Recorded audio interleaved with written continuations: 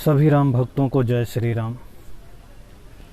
भाइयों, एक दो दिन से बड़ा गंभीर मुद्दा चल रहा है कि राम जन्मभूमि जो मंदिर निर्माण चल रहा है उसके लिए कुछ ज़मीन खरीदी गई थी। तो उस ज़मीन में घोटाले का आरोप लगाया जा रहा है उन देशद्रोहियों, रामद्रोहियों के द्वारा जिन्होंने कभी राम मंदिर के अस्तित्व को स्वीकार ही नहीं किया, जो हमेशा राम मंदिर के विरोध में रहे। पहले राम मंदिर निर्माण का विरोध किया, फिर उसके मंदिर निर्माण के लिए जो डोनेशन इकट्ठा हो रहा था उसका विरोध किया, तरह तरह के आरोप लगाए। अब जब उनके कुछ बस का नहीं रह गया तो विवादास्पद स्थिति पैदा करने के लिए उन्होंने अब घोटाले का आरोप लगा दिया। रामद्रोहियों, घोटाले का आरोप तुम्हें लगाने का अधिकार ही नहीं है, क्योंकि तुमने तो साला चवन्नी भी दान नहीं किया होगा।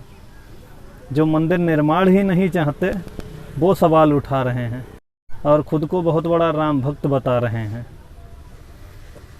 सवाल उठाने का हक सिर्फ राम भक्तों को है, जिन्होंने सहयोग किया उनको है। वो सारे सवाल उठा सकते हैं, पूछ सकते हैं। और भाई, रियल स्थिति तो ये है कि पाठक परिवार ने अपनी ज़मीन बिल्डर के हाथों 2019 में फैसला आने से पहले ही 2 करोड़ रुपए में एग्रीमेंट करके बिक्री कर दी थी। उस समय ज़मीनों की कीमत बहुत कम थी, जबकि 2021 में वहाँ ज़मीनों की कीमत आसमान छू रही है। राम मंदिर ट्रस्ट ने वो ज़मीन बिल्डर के हाथों खरीदी है, ना कि पाठक जी के हाथों। तो पाठक जी जो ज़मीन 2 करोड़ की पहले ही बिक्री कर चुके हैं, जैसा कि बिल्डर का उस ज़मीन पे अधिकार हो गया, तो आज की कीमत के हिसाब से बिल्डर से ट्रस्ट ने तो पहले जो पाठक जी और बिल्डर का समझौता हुआ था, समझौते के तहत बिल्डर ने पाठक परिवार से वो ज़मीन खरीदी। वो ज़मीन उसी सौदे के हिसाब से खरीदी जाएगी जो 2019 में हुआ था।